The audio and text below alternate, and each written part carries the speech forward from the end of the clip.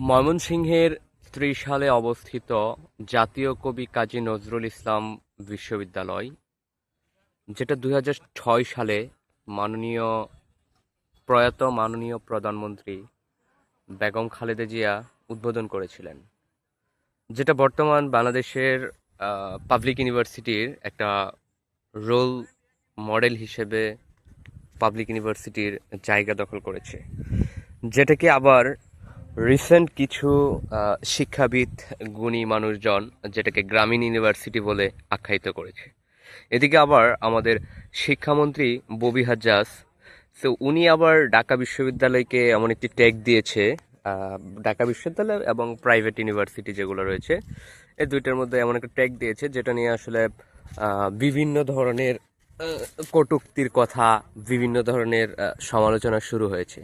সেখান থেকেই মূলত এই জাতীয় কবি কাজী নজরুল ইসলাম ইউনিভার্সিটিকে গ্রামীণ ইউনিভার্সিটি বলা হয়েছে।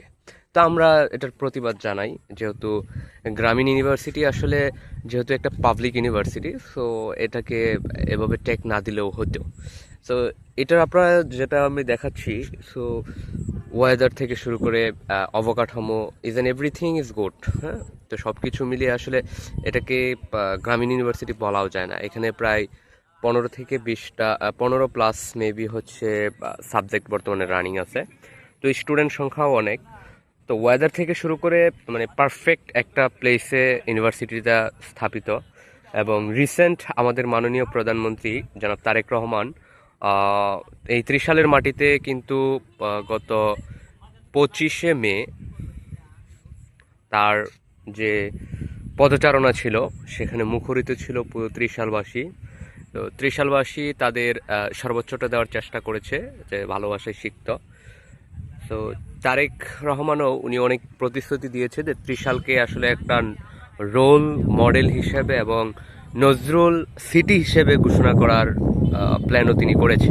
তো আমরা আশা করি যে এই দিনকে স্মরণ করে, এই দিনকে অপেক্ষা করে ত্রিশালকে যেন নজরুল সিটি হিসেবে ঘোষণা করা হয়, এটা সরকারের প্রতি আমাদের ত্রিশালবাসীর উদারত আহ্বান। তো আশা করি যারা যারা বিভিন্ন সময় স্পটে ঘুরতে আসবেন, তো ইউনিভার্সিটির প্রত্যেকটা জায়গা ঘোরার অনুরোধ রইল।